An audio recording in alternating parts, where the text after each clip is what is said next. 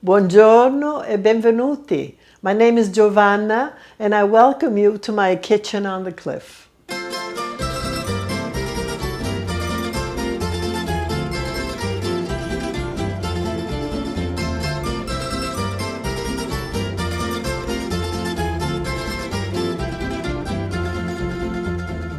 Today we're going to make a ragù.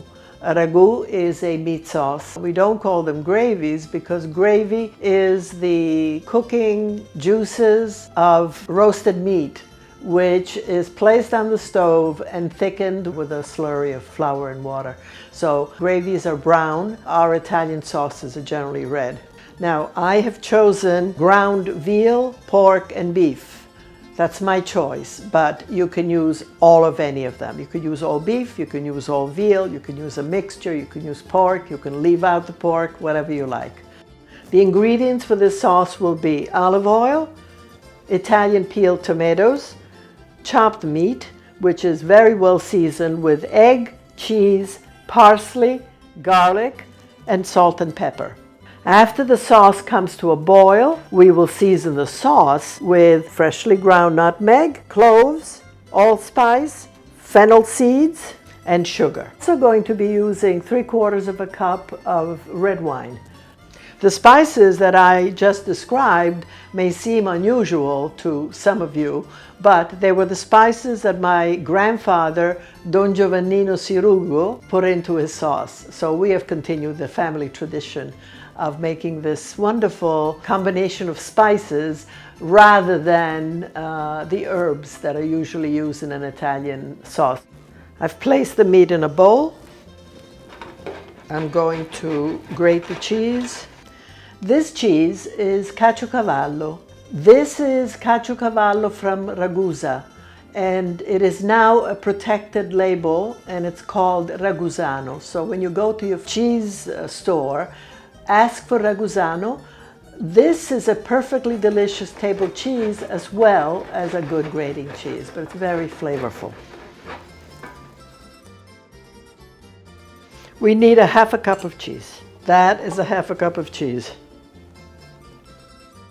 I'm adding the parsley. We're going to chop it right into the bowl. By the way, be sure that you are using Italian flat leaf parsley. Cilantro looks very much like parsley, but it's not parsley. It's a very different flavor. Okay, now we're going to add the garlic. 2 cloves of garlic. I chop this way because I learned how to cook from my grandmother, not from professional chefs. So this is how I chop garlic.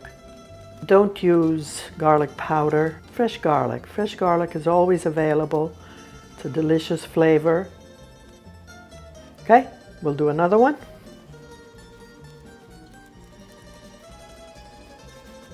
One egg.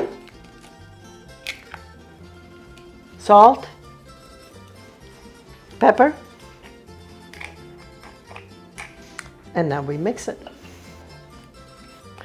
By the way, this is the same mixture that you would do for meatballs. If you made meatballs, you would add a 1/2 cup of breadcrumbs. So this isn't just chopped meat. It's a very well-flavored meat, which will add a great deal of character to the sauce. We're about to start the sauce. We are going to crush the tomatoes. Look at all that's left over in the can. We're going to use 1/3 of a can of water. We add the water not only to get the last bit of tomato from the can, but also because we need to dilute it a little bit because it's going to cook for 1 hour and 15 minutes and we certainly don't want it to dry out. You could put this in a food processor and make puree. I like to use a potato masher because I get a little bit of texture, which is nice. Why buy chopped tomatoes when you could chop them yourself? And then you know that you have a whole tomato in here, not leftover pieces. So we're going to heat the olive oil, 2 tablespoons of oil. When you smell it, it means that it is hot enough. Browning the meat in any dish is a very, very important step and something that should be done very carefully because the flavor that you eventually will get in your dish, in this ragù, really has to do with how well you brown the meat. You know those little tiny bits of brown meat that's on the bottom of the pan? Well, those are the greatest flavor enhancers. So the olive oil is hot, so now I'm going to add the meat.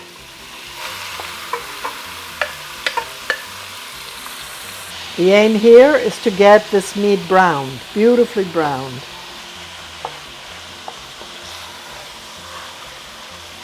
See, it's beginning to brown already.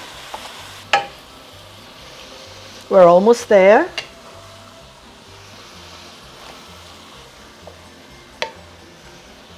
So here's some good table wine, red wine, and I'm going to pour 3/4 of a cup, 6 ounces.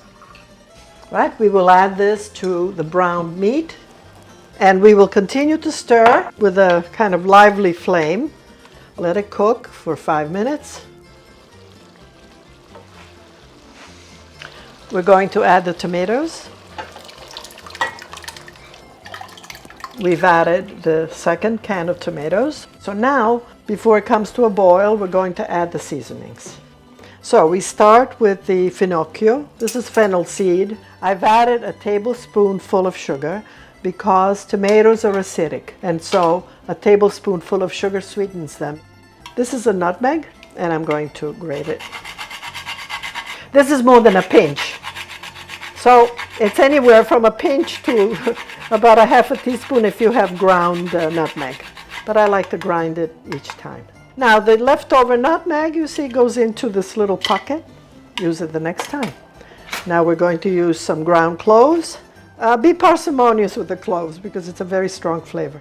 And allspice is a wonderful spice. We'll add that. At this point, you taste it. If you think it needs additional salt, you add additional salt. So now we're going to mix in all the spices. And we're going to turn it to the lowest possible setting because we want it to simmer very, very gently. Do let it boil, you know, and then lower it to a very, very low simmer. Okay, the heat is at the lowest possible setting. I see tiny bubbles, which is all you want. I'm going to cover it, and I'm going to set the timer for 75 minutes. That's 1 hour and 15 minutes. Our ragu is done. The fragrance is just wonderful. So I hope that you will try making ragu. You can dress spaghetti, you can dress gnocchi, you can make lasagne, you can put it on a slice of bread for a snack, whatever you want to do with it. By the way, this freezes very well. So you can use it freshly made to do whatever you're going to do, and then put the rest in containers, put it in the freezer. Be sure when you put something in the freezer to put a date, always, to be sure that you don't keep it. Nothing should be kept in the freezer really more than a few months if you want it to be at its best. So this is very versatile. Once you put it in the freezer, you can use it for whatever you want and just defrost it when you need it. So I hope that you enjoyed this video, and I hope that you will watch it, share it, like it, and tell your friends about it. Thank you for watching. Be sure to subscribe and like the video. Thank you. Ciao, ciao, a presto.